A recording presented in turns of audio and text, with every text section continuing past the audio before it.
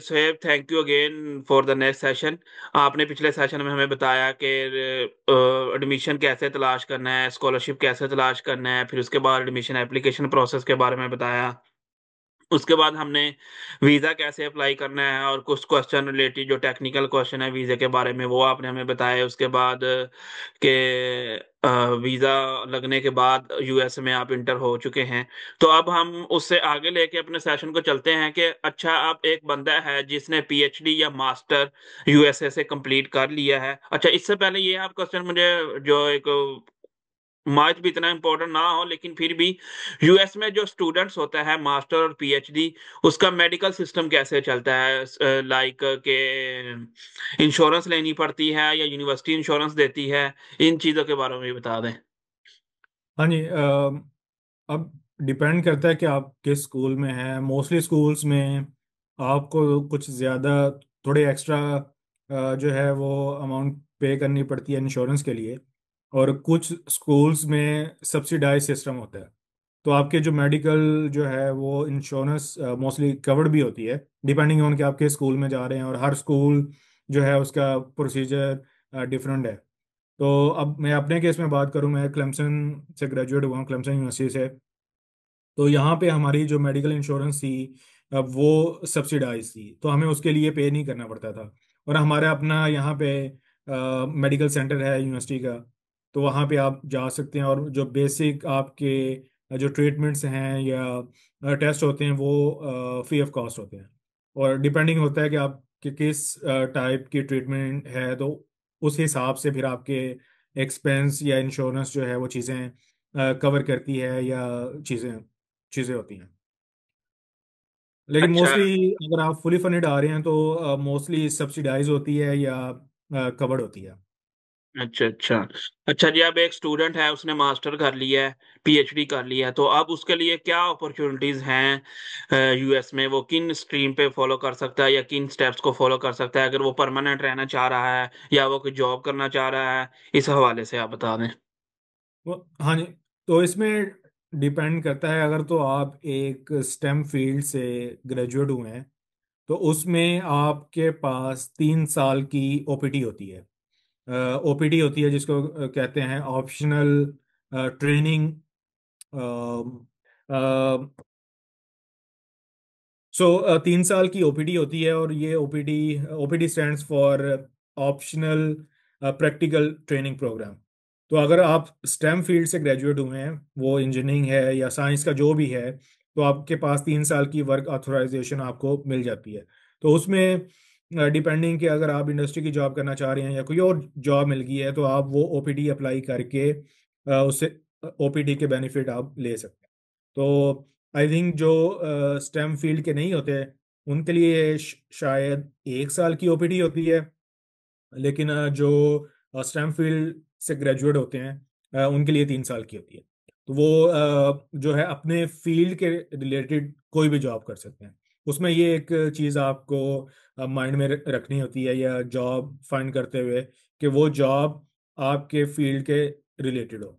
Then आप जो है वो 3 साल की ओपीडी, पहले साल 1 साल की आपको वर्क ऑथराइजेशन मिलती है, और वो फिर 1 साल के बाद आप 2 साल की और रिन्यू करा सकते हैं। सो टोटल 3 ईयर ओपीडी पे आप काम कर सकते हैं। अच्छा, और जॉब मिलना आसान होता है ग्रेजुएशन के बाद इंडस्ट्री में या यूनिवर्सिटीज में, कि उसके लिए स्ट्रगल करना पड़ती है?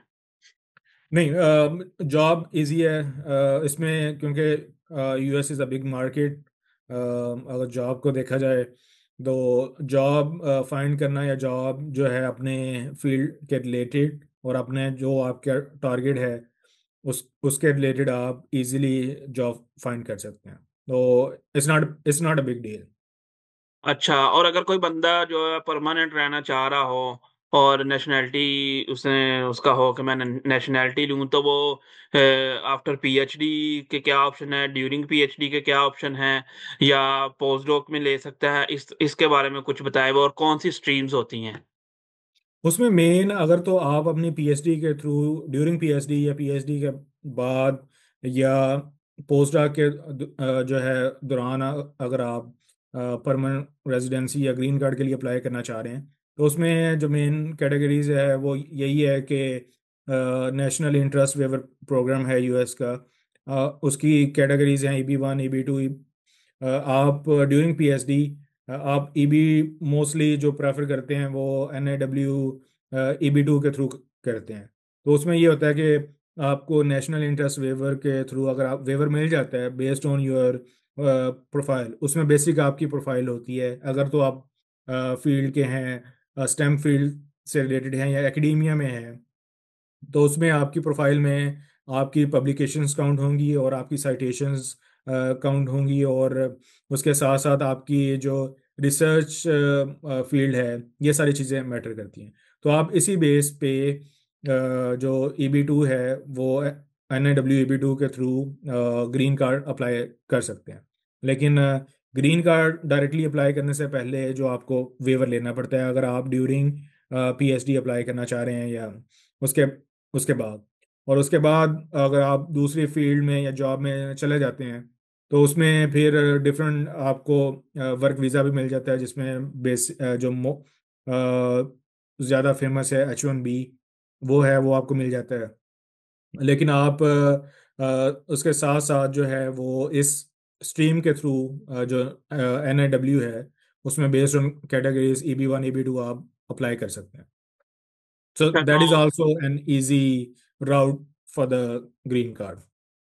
तो इसमें कितना खर्चा आ जाता है? क्योंकि जब बंदा स्टूडेंट होता है उसके पास इतनी सेविंग नहीं होती, और इसमें आप ये भी क्वेश्चन ऐड कर लें कि ड्यूरिंग पीएचडी आप कितना सेव कर सकते हैं उस स्कॉलरशिप में, अगर आप फैमिली के साथ भी हैं, कुछ सेविंग की पॉसिबिलिटीज हैं। और अगर इंडस्ट्री जॉब मिल जाए, क्या ये इंडस्ट्री स्पॉन्सर करती है फिर सारा खर्चा आपका फॉर ग्रीन कार्ड और इन इन चीज़ों के लिए? उसमें जो फर्स्ट क्वेश्चन है कि बंदा PhD में कितनी सेविंग कर सकता है, इसका आंसर मैं इस तरह दूंगा कि it depends on the person. वो कितने सेव करना चाह रहा है या किस तरह वो चीज़ें हैंडल कर रहा है। तो उसमें बेसिक वो है। और अगर आप ये NIW का जो है वो स्ट्रीम के थ्रू अप्लाई करना चाह रहे हैं, उसमें फिर दो चीज़ें आ जाती हैं कि आप खुद जो एप्लीकेशन पैकेज है उसको प्रिपेयर कर रहे हैं या आप किसी अटॉर्नी के थ्रू जाते हैं। अगर तो आप खुद कर रहे हैं तो आपकी जो बेसिक जो पैसे लगेंगे वो आपके मेन USCIS के पैसे होंगे, जो उनके फेडरल के चार्जेस हैं NIW अप्लाई करने के, बेस्ड ऑन आप अप्रोक्सीमेटली कितने हैं? सिंगल हैं। आई थिंक वो अराउंड अभी जो करंट जो है आई थिंक $1,400 या $1,500 है पर पर्सन। हम्म। और फैमिली के फिर उसी तरह आई थिंक इंक्लूड हो जाते हैं। और अगर आप लेकिन इस केस में आपको सारा केस खुद ही बनाना पड़ेगा और अप्लाई करना पड़ेगा। हम्म। अगर आप वो उस टाइम से बचना चाहते हैं, सेव करना चाहते हैं उस टाइम को, तो आप अटॉर्नी के थ्रू जाते हैं। यहाँ पे डिफरेंट इमिग्रेशन फर्म्स हैं जो ऑन बिहाफ ऑफ क्लाइंट जो है उसको NIW या ग्रीन कार्ड फाइल करते हैं। तो उसमें जो आपके जो एक्सपेंस आते हैं वो अटॉर्नी $4,500 से लेके $5,000 तक आपसे लेता है, और आपका वो एक कंप्लीट केस बनाता है। और फिर वो NIW इन एडिशन टू 4,500 या 5,000 जो फेडरल की फी है वो सेपरेट होगी। So hmm. You are looking at minimum $6,000 for NIW। और अगर कोई इंडस्ट्रीज में जॉब है तो वो इंडस्ट्री वाले स्पॉन्सर करते हैं फिर? हाँ जी, सेकंड पार्ट जो आपका क्वेश्चन का यही है। उसमें अगर मोस्ट ऑफ द टाइम वो डिपेंड करता है कि कौन सी इंडस्ट्री में आप जाना चाह रहे हैं, और इंडस्ट्री भी आपको स्पॉन्सर कर देती है। उसमें यह है कि आपका जो वर्क वीज़ा है या ये जो ग्रीन कार्ड का एक सिस्टम है अप्लाई करने के लिए, वो जो इंडस्ट्री है वो आपको स्पॉन्सर कर देती है। उसके जो सारे एक्सपेंस होंगे वो वही इंडस्ट्री या यूनिवर्सिटी जो है वो बेयर करेगी, डिपेंडिंग ऑन कि आप किस फील्ड में जॉब कर रहे हैं। और ये टोटल कितना टाइम लग जाता है? और ये अगर कोई बंदा अप्लाई करता है तो इसमें रिजेक्शन के चांसेस भी होते हैं कि मोस्टली अगर पीएचडी है आपके यूएस से, और आपको मोस्टली मिल जाती है ग्रीन कार्ड? आई थिंक इसमें वही डिपेंड करता है आपकी प्रोफाइल पे। अगर तो आपकी पब्लिकेशंस हैं, साइटेशंस हैं, और आपकी रिसर्च जो है वो इम्पोर्टेंट है यूएस के लिए, फ्यूचर के लिए चीज फील्ड में, तो वो उसमें बहुत कम चांसेस होते हैं कि आपका जो केस है वो रिजेक्ट हो। और वही अगर आप लॉ फर्म के थ्रू जा रहे हैं, तो वो केस उस बंदे का लेते हैं जिनका उनको आइडिया होता है केस के, अगर हम फाइल करते हैं तो इसके अप्रूव होने के चांसेस जो हैं वो ज़्यादा हैं। हम्म। तो उस केस में आपके अगर आप समझते हैं कि मेरी प्रोफाइल इतनी स्ट्रांग है, तो वो आप अप्लाई कर सकते हैं। अच्छा, तो नेक्स्ट क्वेश्चन ये है कि अगर बंदे ने पीएचडी कर ली है, पोस्ट डॉक भी उधर से कर ली है, ठीक है, तो कितने परसेंट चांसेस है कि अगर उसको यूनिवर्सिटी में एज ए कोई बंदा असिस्टेंट प्रोफेसर जाना चाह रहा है, तो कितने परसेंट चांस है? क्योंकि मुझे मुझे अंदाजा इस चीज से मैं लगा सकता हूँ कि यूएस में बहुत यूनिवर्सिटीज हैं, तो as compare to Europe, Europe में आपको एक लैंग्वेज इशू भी आता है बाज दफा, और पोजीशन सिक्योर करना बड़ा मुश्किल होता है। तो यूएस में कितना, कैसे स्ट्रगल करनी पड़ती है, कि बंदा पोजीशन इजीली मिल जाती है या नहीं मिलती? इसमें एकेडमिया की पोजीशन वही पहले तो यही होगा कि अगर तो आप एकेडमिया में इंटरेस्टेड हैं, तो आप अपने आप को ग्रूम उसी हिसाब से करते हैं। आप हम्म। कॉन्फ्रेंसिस में जाते हैं, या आप अपने लिंक्स बनाते हैं, और जो आपकी रिसर्च है या सारी चीज़ें आप उसी हिसाब से अपने आप को अलाइन करते हैं। और कुछ फील्ड्स में तो आपको पोस्ट डॉक की भी ज़रूरत नहीं होती। आपने पीएचडी कंप्लीट की है, या ड्यूरिंग पीएचडी ही आपको एकेडमिया की जॉब मिल जाती है, एज एन असिस्टेंट प्रोफेसर आपकी सिलेक्शन हो जाती है बाय मतलब द अपॉर्चुनिटीज टाइम यू काफी हैं, ग्रेजुएट। सॉरी। और मतलब अपॉर्चुनिटीज काफी हैं हाँ जी, एकेडमिया में। अपॉर्चुनिटीज बहुत ज़्यादा है। इवन इन सम केसेस इस तरह भी होता है कि by the time you graduate आपके पास ऑफर होती है, और आप ग्रेजुएट होते हैं ऑफिशियली, और नेक्स्ट मंथ आप अपनी as an assistant professor joining भी कर लेते हैं। तो उसमें आपको पोस्ट डॉक की ज़रूरत भी नहीं होती। तो डिपेंडिंग ऑन के कौन सा फील्ड है अगेन, और अपॉर्चुनिटीज़ कहाँ पे हैं, तो लेकिन ओवरऑल अपॉर्चुनिटीज़ ज़्यादा हैं, और आप इजीली जो है वो अपने टारगेटेड एरिया में जा सकते हैं। अच्छा, तो अब ये चीजें तो होगी हमारी अपॉर्चुनिटी के हवाले से, तो अब थोड़ी सी चीजें पूछते हैं कि आप जैसे एक पाकिस्तानी स्टूडेंट है, पाकिस्तानी कल्चर डिफरेंट है, तो जब वो उधर जाता है तो कल्चर शॉक को आप कैसे डिफाइन करते हैं? कल्चर फॉर वुमेन, स्पेशली लड़कियों के लिए और लड़कों के लिए, इन चीजों में इस चीजों को थोड़ा सा हमें बताएं। आई थिंक ये बड़ा इम्पोर्टेंट क्वेश्चन है। कल्चर शॉक तो बिल्कुल आता है। वो चीज़ें जो हैं समटाइम्स, अगर तो कोई आपका अच्छा सीनियर है हम्म। तो वो गाइड भी कर देता है। अदरवाइज जो है आपको फिर थोड़ा सा चीज़ें खुद आपको फाइंड आउट करना पड़ती हैं कि आप अपने आप को थोड़ा सा फिर ग्रूम करें, और जो है वो कल्चर को अंडरस्टैंड करें और उसकी रिस्पेक्ट करें, विच इज़ इम्पोर्टेंट। हम्म। और डेफिनेटली कल्चर, जब आप अपना कल्चर छोड़ते हैं, कंट्री से आ रहे हैं, तो वो कल्चर या कंट्री की लिविंग या वो सारी चीज़ें आपको नहीं मिलेंगी।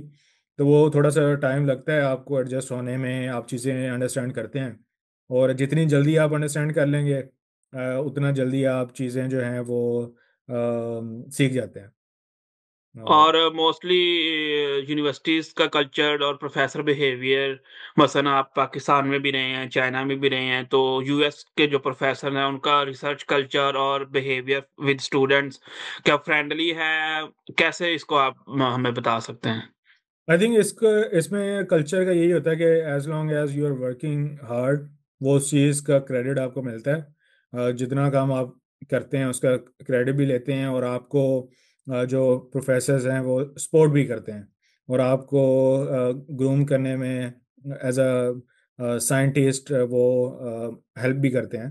तो वो एक एक अच्छी चीज़ है। अगर उसको मैं कंपेयर करूँ अपना जो प्रीवियस एक्सपीरियंस है चाइना वाला, तो वहाँ पे एक डिफरेंट लाइफ है, और यूएस में जो एक एकेडमिया की लाइफ है या लैब का इन्वायरमेंट है वो टोटली डिफरेंट है। तो यहाँ पे आपको ओवरऑल लर्निंग में या डिफरेंट चीज़ें स्किल्स सीखने में या कम्युनिकेशन में या स्पीकिंग, पब्लिक स्पीकिंग है, वो सारा कुछ आप सीख सकते हैं और इम्प्रूव कर सकते हैं। वो एक बड़ा डिफरेंस है बिटवीन चाइना और यूएस के। और ऑफ कोर्स पाकिस्तान तो आल्सो। पाकिस्तान। तो अच्छा, अब जैसे मुझे इस चीज का अंदाजा है कि आपकी जो पीएचडी थी वो इंडस्ट्री लिंक्ड थी, कि आप हम्म। इंडस्ट्री के लोगों के साथ, फार्मर के साथ, जैसे हमारी फील्ड है, तो आप कनेक्टेड थे। क्या हर पीएचडी यूएस में ऐसे ही है? हर स्टूडेंट्स को लोकल जो कम्युनिटीज बॉडीज होती है उनके साथ कनेक्ट करना पड़ता है, या कुछ पीएचडीज ऐसी हैं कि जस्ट सिर्फ lab to home, home to lab?